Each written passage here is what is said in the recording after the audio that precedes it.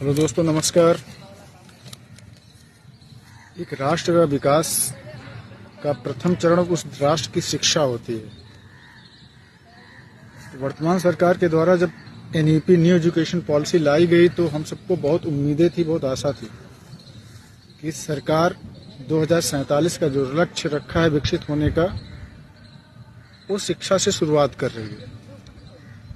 लेकिन जब हमने आंकड़े उठा करके देखे, क्योंकि शिक्षा की क्रांति में आमूल चूल परिवर्तन करने का जो रिस्पॉन्सिबिलिटी जिनके शोल्डर पे दी गई, उनको हम शिक्षक कहते हैं। और आप जानते हैं वित्त विहीन शिक्षकों के साथ किस प्रकार से अन्याय किया जाता है, उनका शोषण किया जाता है। सरकार भी पीछे नहीं है। उत्तर प्रदेश माध्यमिक शिक्षा परिषद की जो इस समय परीक्षाएं आयोजित की जा रही हैं, उसमें कक्ष निरीक्षक 100 रुपये प्रतिपाली, केंद्र व्यवस्थापक 100 रुपये प्रतिपाली, लिपिक 40 रुपये प्रतिपाली, बंडल वाहक 20 रुपये प्रतिपाली, चतुर्थ श्रेणी कर्मचारी 30 रुपये प्रतिपाली और हाई स्कूल की उत्तर पुस्तिकाओं की जांच करने के लिए 14 रुपये, इंटरमीडिएट की उत्तर पुस्तिकाओं को जांच करने के लिए 15 रुपये प्रति कॉपी निर्धारित किया गया। अब आप बताइए कि अगर इस प्रकार से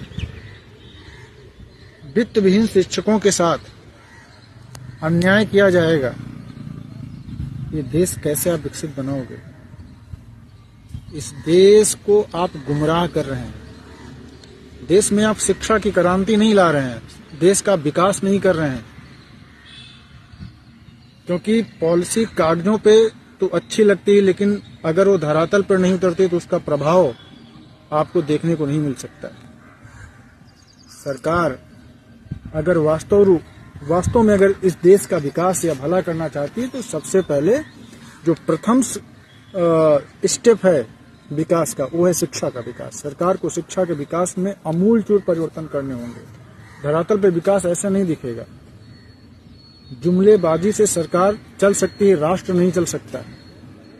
राष्ट्र का विकास नहीं हो सकता।